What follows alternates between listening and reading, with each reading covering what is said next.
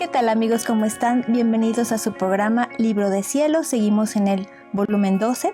Estamos con el doctor Salvador Tomasini. ¿Qué tal, doctor? ¿Cómo está? Muy bien, Ale, gracias. Qué bueno, doctor. ¿Tú? Bien, gracias a Dios, doctor. Con Ale Carrega. Hola, ¿qué tal? Hola, ¿cómo están? Ale, doctor. Hola, Alejandro. Y su servidora Alejandra López. Bien, estamos en el 1255. Ya en poco tiempo terminaremos el libro 12, que es un libro precioso, hermoso. ¿Qué les parece?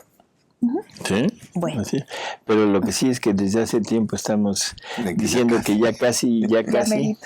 Bueno, algún día. Ya faltan algún día.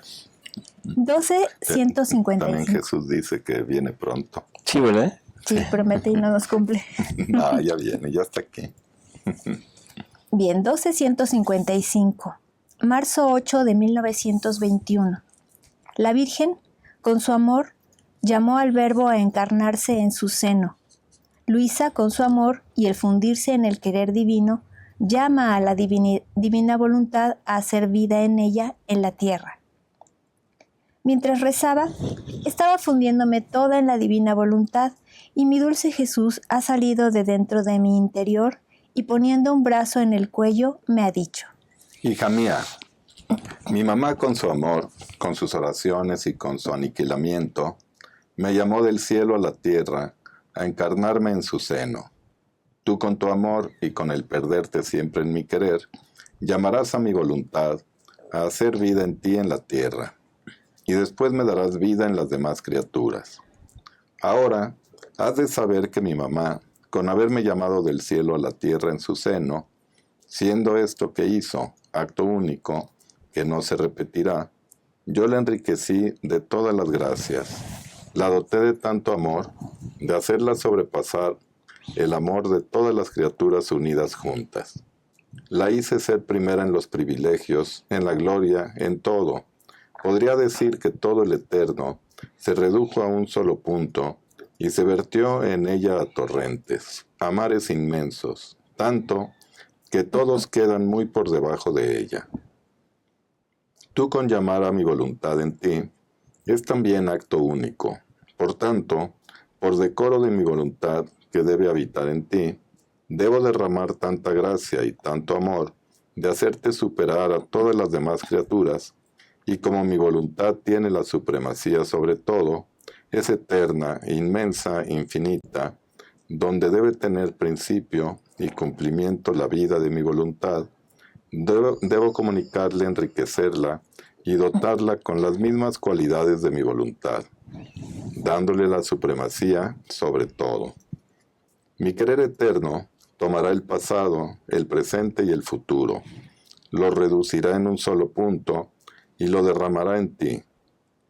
Mi voluntad es eterna y quiere tomar vida donde encuentre lo eterno, es inmensa y quiere vida en la inmensidad, es infinita y quiere encontrar la infinitud. ¿Y cómo puedo encontrar todo esto si primero no lo pongo en ti? Bueno, esto es simplemente el hecho de entender que la Virgen es la que tiene que completar en ella todas las peticiones que había pedido el Padre. O sea, el Padre, después del pecado, pone una cuota, vamos a decirlo así, de que el hombre tiene que pedir al futuro Redentor. Y también pone una cuota en cuanto a actos santos de voluntad humana. Entonces la Virgen, con su amor, o sea, y viviendo en la divina voluntad, es la que completa toda petición, toda la petición del Padre, y por eso es que Él lo cumple, y entonces el Padre concede la encarnación ya del Verbo. Y a eso es a lo que se le llama la plenitud de los tiempos, que es cuando María completa todo lo que la humanidad debería de haber hecho. Y ahora pone como un símil a Luisa. Una vez que Jesús termina la redención, en él prácticamente se terminan esas dos ramas de la redención. Se termina tanto el perdón, el conseguir el perdón de los pecados, como la restitución del hombre al punto de origen. Entonces el Padre concede el perdón, pero deja suspendido la restitución del hombre a su punto de origen. Nos explica Jesús que parte es porque quiere someter a la humanidad a una nueva prueba. O sea, no quiere darlo así nada más, sino quiere que la humanidad tenga una segunda prueba, y esa prueba se va a basar en el conocimiento de la humanidad de su Hijo, de Jesús, en el cumplimiento de todo lo que Él pone, y eso se hace a través de Luisa. Y Luisa, viviendo en la divina voluntad, es la que va a llamar a este reino, a la divina voluntad, a morar en ella para hacer esa instauración ya del reino en una criatura que sale del pecado original. ¿Sí? Creo que es más o menos lo que nos está mencionando. No sé si hay alguna cosa que comentar más. No, es que lo que le dice Jesús a Luisa, que le declara, es algo muy fuerte, por eso lo que viene a continuación que dice Luisa. Dice: yo al escuchar todo esto he quedado espantada y aturdida, y si lo he escrito es porque la obediencia se ha impuesto, y he dicho: Jesús, ¿qué dices?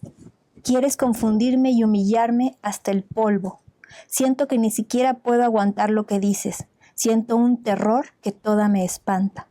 Pues sí, porque aquí le acaba de declarar que todo lo iba a poner sobre de ella. Su voluntad infinita, eterna, inmensa. Ella pensaba: ¿cómo puede estar en mí? Y Le está diciendo que es lo mismo que puso en la Virgen. sí, no, y ahorita pensé luego en la anunciación a la Virgen, el Fiat Mihi, que dice, ella dice inmediatamente: hágase en mí según tu palabra. Así es. Pero ella está desde la divinidad. Y Luisa, como humana, dice: ¿en qué me metí? algo así, pero sí le espanta y se admira del hecho de que le están diciendo que van a poner todo lo de ellos en ella. Sí. Y es la única manera en la que ella podría llevar a cabo la instauración del reino. Porque para poseer las prerrogativas y las cualidades de Dios, se necesita poseer la divina voluntad. ¿Sí? Es lo mismo si le dijéramos esto mismo a una persona que apenas inicia: es que toda la voluntad y la divinidad de Dios va a estar sobre de ti, su inmensidad. Y va a ser tuya. Ajá, no nos va a creer. No nos va a creer, y aparte hay el peligro, el grave peligro de la soberbia, de una soberbia espiritual. Sí, entonces, por eso Jesús deja este periodo tan largo de tiempo, largo para nosotros, ¿no? 2000 y tantos años, para ir preparándonos para entrar en esto. ¿Cuál es la manera de prepararnos? ¿Cómo nos prepara? Leyendo sus escritos. No, porque no los teníamos. No, sino nos prepara a través de la Eucaristía. Si realmente nosotros entendiéramos qué es la Eucaristía, en este momento seríamos los seres más humildes de este universo. O sea, entender quién es aquel que estamos recibiendo, y que lo estamos recibiendo por gracia, no por derecho. Que lo estamos recibiendo gracias a todo lo que Él hizo, o sea, y Él lo que hizo es lo que yo debería de haber hecho. Entonces debería de haber un agradecimiento infinito, debería de haber una humillación en el sentido de reconocer que Él es todo y yo soy nada. No humillación a modo peyorativo, ¿no? Sino en modo real de entender quién soy. Y en el momento en el que entendiéramos todo esto, podríamos entender que al momento de recibir la Eucaristía, estoy recibiendo a ese ser todopoderoso, ese Dios que nos creó y que creó todo, y del cual soy totalmente visto desde mí, soy indigno en todos sentidos. Sí, pues. ¿Sí? Y no es como las palabras que dijo Santo Tomás, de Señor mío y Dios mío, o las que dijo el centurión, Señor, yo no soy digno de que entres en mi casa, sino deberíamos de entender que eso que estamos recibiendo es exactamente para lo que fui creado. Porque la humildad en este sentido, la verdadera humildad, es reconocer que somos todo en Él. O sea, casi siempre pensamos que la humildad es sentirnos nada, pero sentirme nada no es mi realidad. Sí. Mi realidad es ser todo con Él. Con Él. Esa sería la perfecta humildad, porque estaríamos viendo que todo lo que tengo no es mío, sino es un don que me ha sido dado. Por lo tanto, no tendría yo de qué vanagloriarme o de qué presumir, porque todo me es dado. Y esa es la verdadera humildad, que es llegar a mi nada, pero al mismo tiempo, llegando a mi nada, llego a mi todo. Sí. ¿Sí se entiende? Uh-huh. Parece como juego de palabras o parece como una equivocación, pero así es. En el momento que yo reconozco que nada tengo, que nada soy, en ese momento es cuando Él puede entrar en mí y aquella humildad, aquella nada se convierte en el todo, que es Él conmigo. Sí, soy nada, pero con total disposición a que Él habite en mí. Así es. Y que obre en mí y que me dote con todo lo que Él tiene. Sí, sin la preocupación de decir que no somos dignos, porque se la ponemos más difícil la parte. Así es. A veces esa humildad así mal entendida resulta un obstáculo. Sí, le ponemos obstáculos a Jesús. Así es. Y todas las verdades de aquí del libro entrarían más fácilmente en nuestra mente, en nuestra inteligencia, ¿no?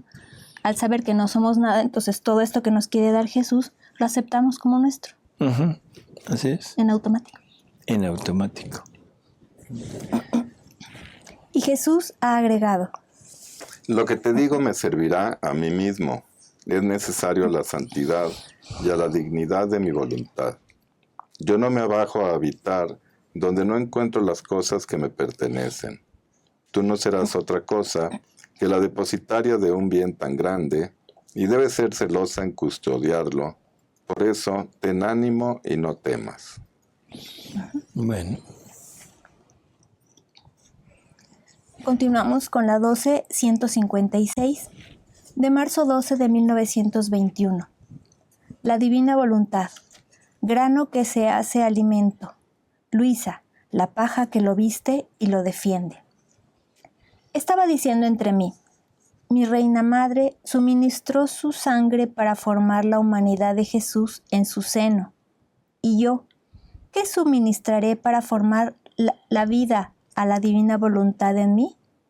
Y mi amable Jesús me ha dicho: Hija mía, tú me suministrarás la paja para formar la espiga en la cual el grano seré yo, que como alimento daré mi voluntad para nutrir a las almas que querrán alimentarse de mi voluntad. Tú serás la paja que conservará el grano.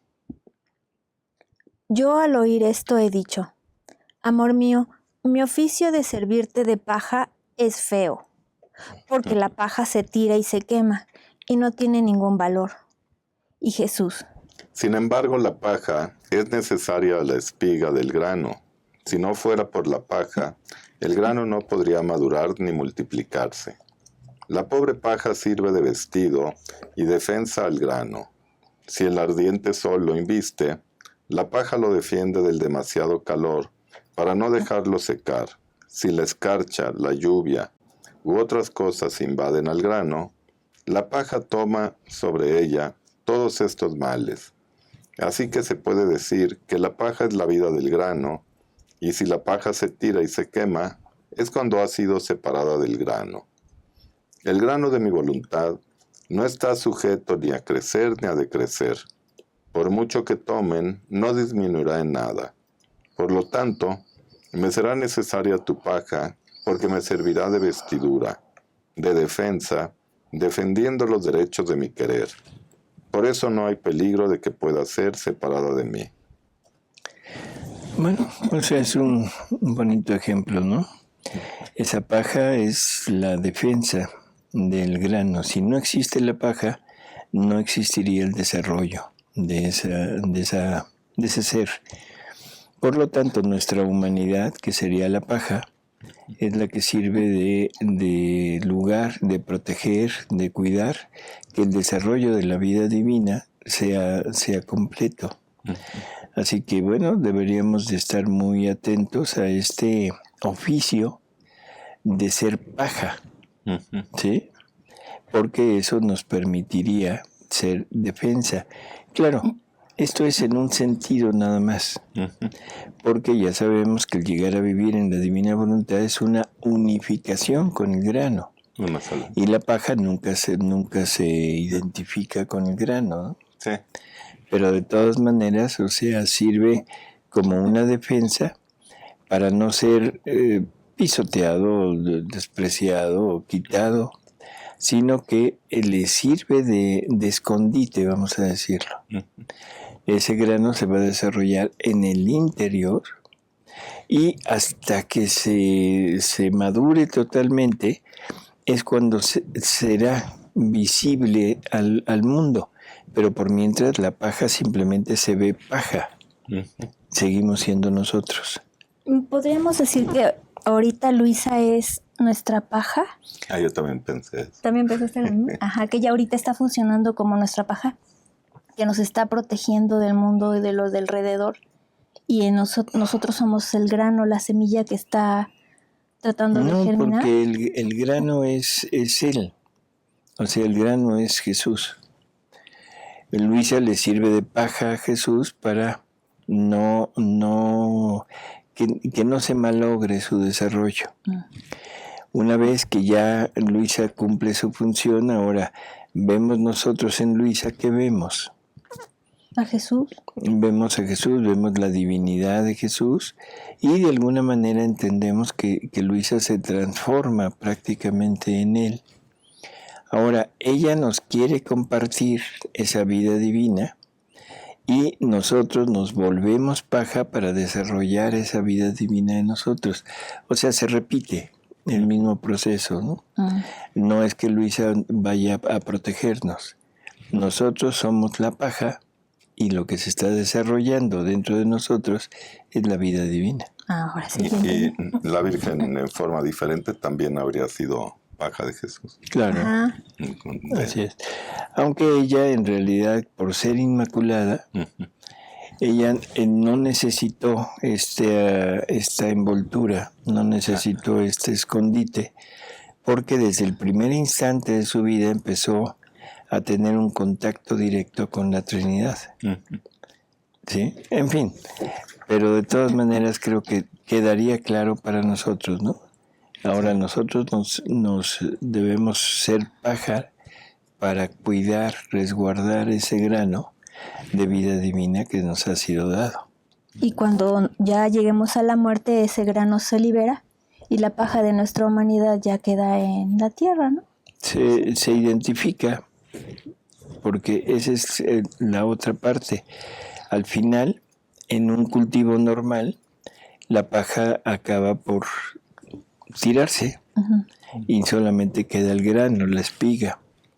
En nosotros, esa paja que tenemos tiene que llegar a identificarse con el grano que está creciendo. O sea, como que lo va abarcando, es el injerto, y entonces el tronco de la paja sirve de tronco de la vida divina en uno. O sea, ahora se vuelve un solo árbol, que es el árbol divino, pero con tronco y raíces humanas. Por eso es que nunca el hombre tiene que desaparecer. Siempre va a existir la parte humana para poderle dar solidez y desarrollo a la parte divina. Por eso entonces también es necesaria la resurrección del cuerpo. Es que la resurrección del cuerpo viene al final. Aquí estamos hablando de una todo un suceso, pero en la vida mortal. ¿Sí? Ujú. Al final, ya en el día de la resurrección de los muertos, es simplemente completar nuestra esencia. Nosotros tenemos una naturaleza física, una naturaleza espiritual creada y una naturaleza espiritual increada, que es la vida divina. Al final, o sea, al final de mi vida, mi parte creada de naturaleza humana queda. Y queda la parte espiritual, y esa parte espiritual va a perdurar eternamente, unida hasta donde haya sido posible a la divinidad. Y aunque va a gozar infinitamente, pero está incompleta. La verdadera, ¿cómo diríamos?, integridad del ser humano es cuerpo y alma, y la vida divina. Mientras no esté cuerpo, alma y vida divina, estamos con faltantes y estamos con menores posibilidades de disfrutar todo lo que es Dios. Entonces necesitamos la parte material, sí, pero esa nos será dada al final del tiempo. Ujú. ¿Sí se entiende? Ujú. Yo quisiera de una vez hacer alguna aclaración ahorita, porque hay ideas, sobre todo personas que hablan de la divina voluntad, que ponen aquí algo que queda un poquito tambaleante. Nos hablan de una permanencia, una permanencia de actos de vida, de tiempo, espacio, vida, que van quedando como si fueran, no sé, barajas, con cada acto que vamos haciendo, y va quedando, pero es un quedar que es nuestra vida, nuestro cuerpo, en aquel instante queda tal y como está, y que al final del tiempo nuestro, o sea, vamos a morir, pero lo que muere es nada más el cuerpo del último instante, pero todo lo demás queda como cuerpo. Y entonces nos dicen que en el cielo vamos a estar en cuerpo y alma. Es muy llamativa esa, ¿cómo diríamos?, teoría. Es muy llamativa, es muy emocionante, es algo que nos agrada muchísimo, porque nos pinta una gloria en cuerpo y alma, y nos pinta una gloria en que vamos a disfrutar tanto la parte espiritual como la parte material. Pero está en total y absoluta contradicción con las revelaciones, por ejemplo, con Luisa. En Luisa siempre nos dicen que es el espíritu el que va a quedar, el alma lo que va a quedar con Dios hasta esperar la resurrección del cuerpo. Aquí es donde nos dice en Luisa que la felicidad completa será cuando resucite el cuerpo. Dice que el alma, el espíritu, aunque desencarnado, pero gozará infinitamente, pero le hace falta su integridad, que es cuerpo.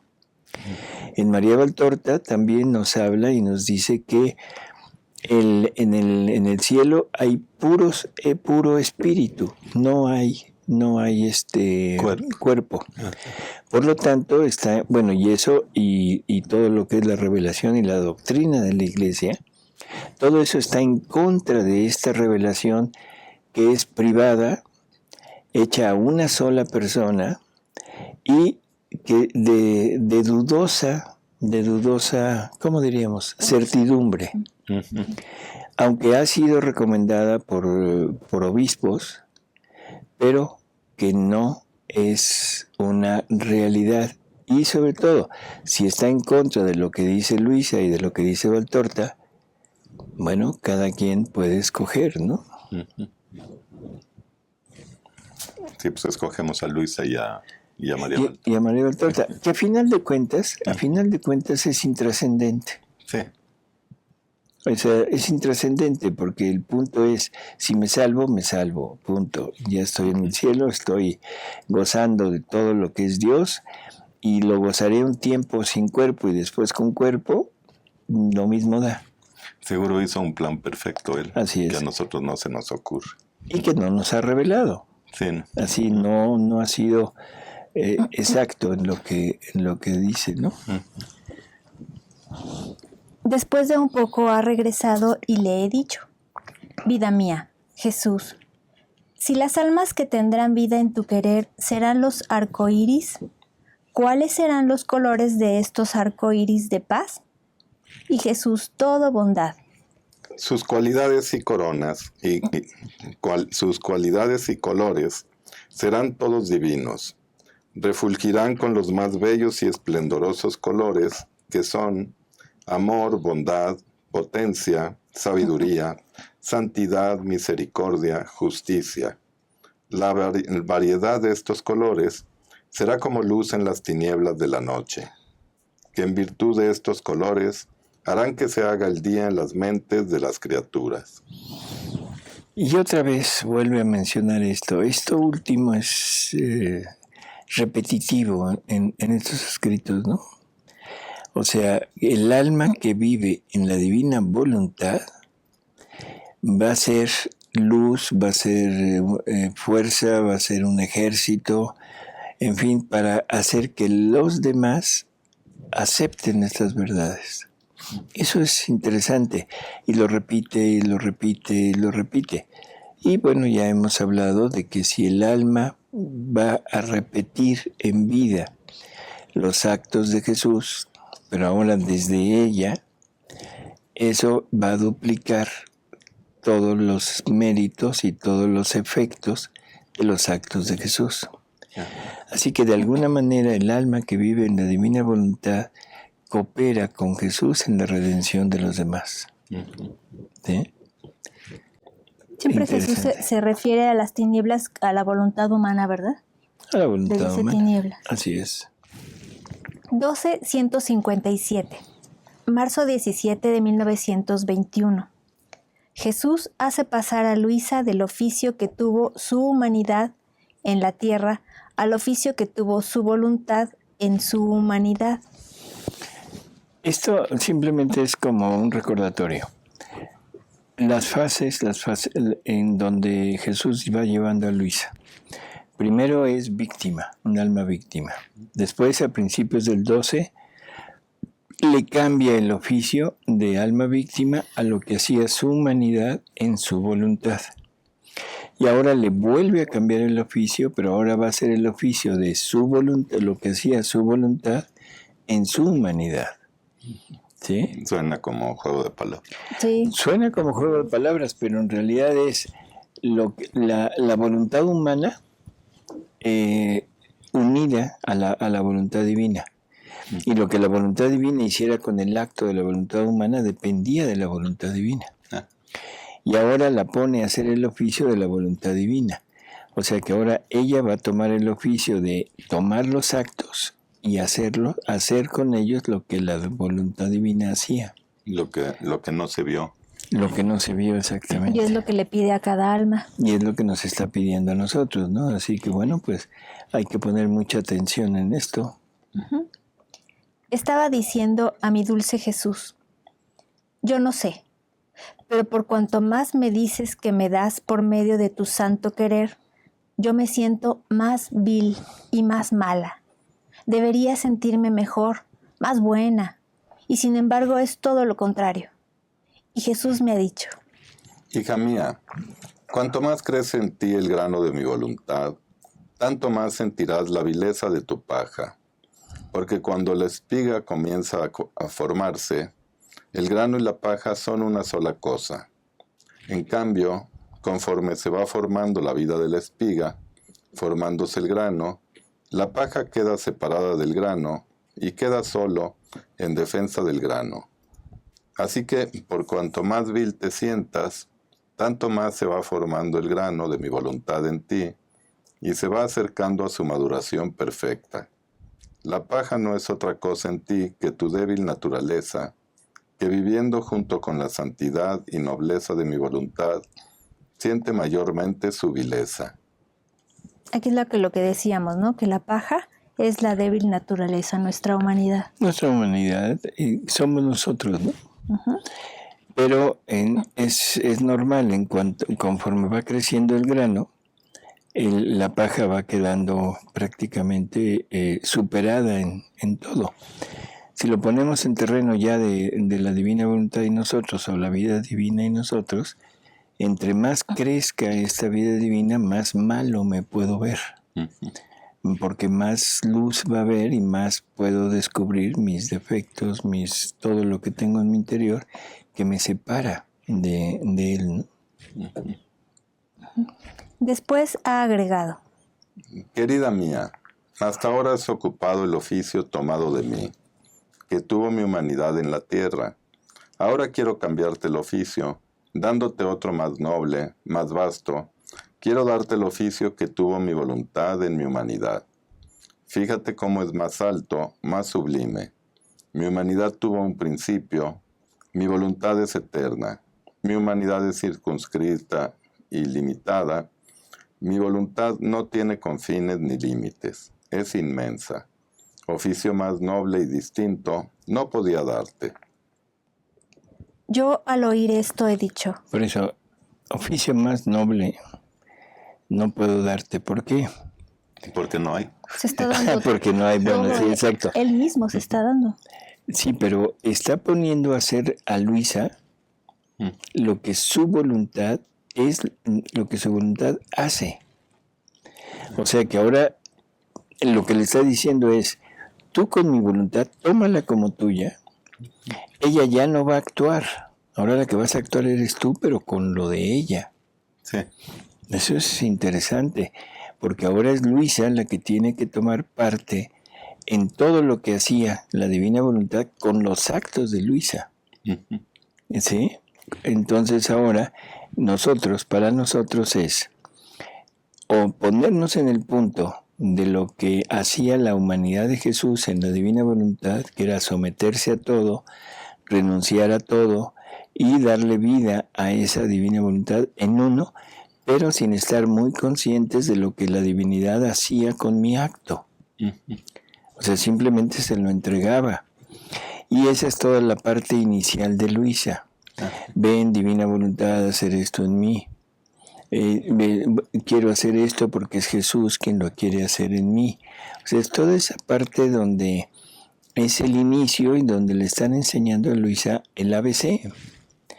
Aquí se supone que Luisa ya sabe más o menos a todo lo anterior y le dice: bueno, ahora tú vas a hacer las veces de mi voluntad.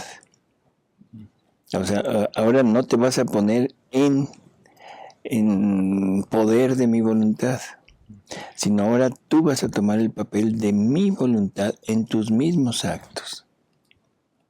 Pobre Luisa. Pobre de nosotros.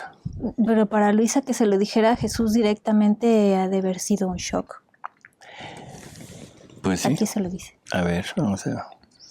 Dice: yo al oír esto he dicho: mi dulce Jesús, yo no sé encontrar ninguna razón por la que quieras darme tal oficio. Ni he hecho nada para poder merecer un favor tan grande.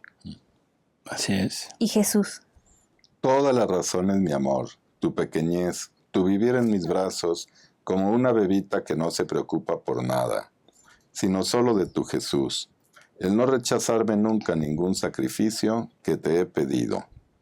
Yo no me dejo tomar por las cosas grandes, porque en las cosas grandes en apariencia siempre hay de lo humano, sino de las cosas pequeñas, pero pequeñas en apariencia y grandes en sí mismas.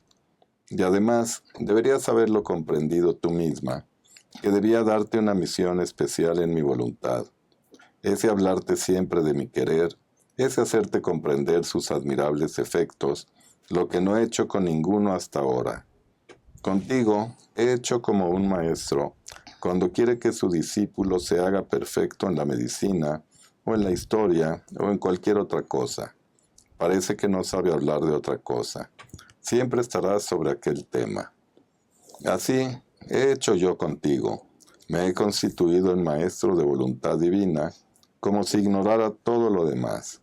Después de que te he instruido bien, te he manifestado tu misión, y como en ti tendrá principio el cumplimiento del fiat voluntas tua sobre la tierra. Ánimo, hija mía, veo que te abates, no temas.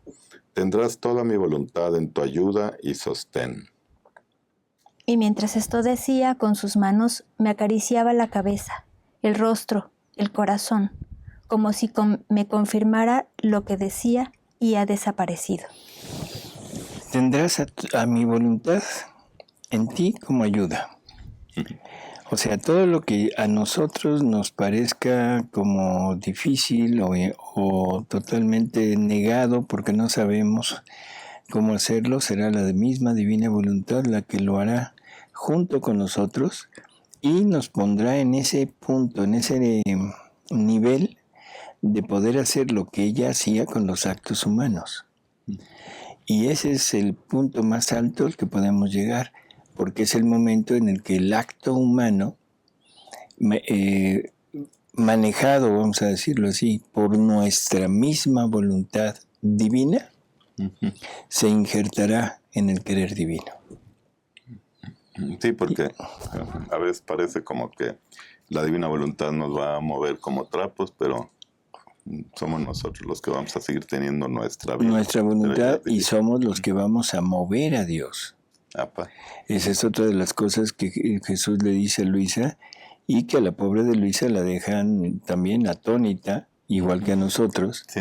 Porque el que nos diga que es nuestra voluntad la que va a mover a Dios es tremendo, pero se está refiriendo a nuestra voluntad unida, fundida con la divina voluntad, en donde nuestra voluntad, tomando todo lo que la voluntad divina contiene, actúa, lógico, está actuando con lo divino y lo que se mueve es Dios mismo. En fin. Esto es de difícil digestión, ¿verdad? Hay que estarlo rumiando. Así es.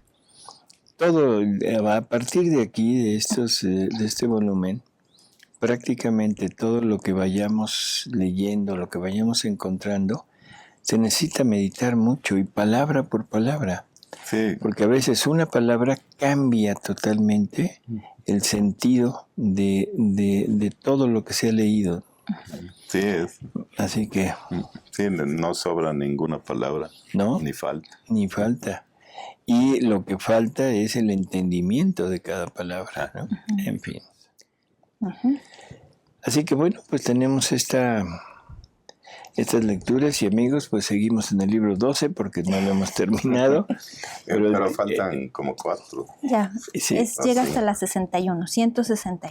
Ya merito. Y es que el tiempo se nos termina. Así que la siguiente lectura será en el próximo programa. Muy bien. Bueno, pues muchas gracias, a seguir leyendo el libro del cielo y hacer el arco iris para todos nuestros semejantes. Hasta luego. Hasta luego.